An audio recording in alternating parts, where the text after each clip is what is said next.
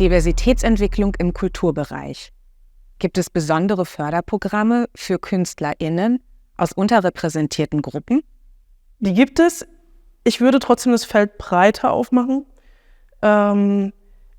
Diversitätsorientierung bedeutet ja im Prinzip, Programme oder Projekte durchzuführen, die mit Barriereabbau einhergehen, die diskriminierungssensibel funktionieren.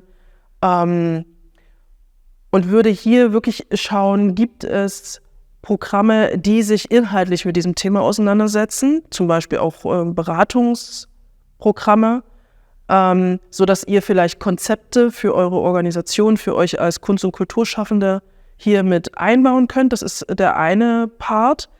Es gibt allerdings insgesamt nicht wirklich super viele Programme. Deshalb mein ganz großes Plädoyer ist hier immer, beantragt Kosten für so etwas immer auch in regulären Förderungen mit. Ja? Wenn ihr eine ganz normale Projektförderung habt und sagt, wir wollen uns aber an spezielle Gruppen richten, ihr braucht dafür zum Beispiel einen Dolmetscher, Dolmetscherin für Deutsch-Gebärdensprache oder Brei oder bestimmte Mobilitätszugänge oder ja, vielleicht auch ein Konzept oder Safe Spaces für bestimmte Gruppen.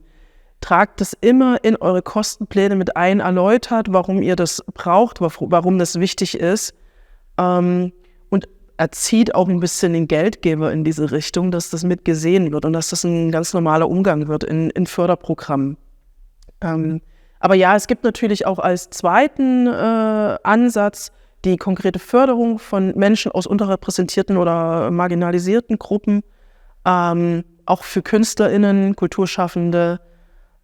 Ihr habt zum Beispiel das Impact-Programm, mit dem ihr arbeiten könnt. Es gibt eine andere Ebene, Frauenförderung zum Beispiel in der Film- und Videoproduktion.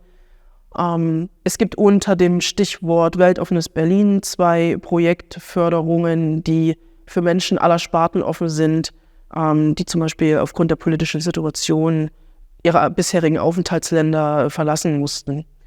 Genau, das sind Programme, die auch vom Senat hauptsächlich sind. Es gibt im Stiftungsbereich da auch natürlich noch andere Ansatzpunkte und Stiftungen sind hier an dieser Stelle auch öfter mal schneller in der Herstellung solcher Programme.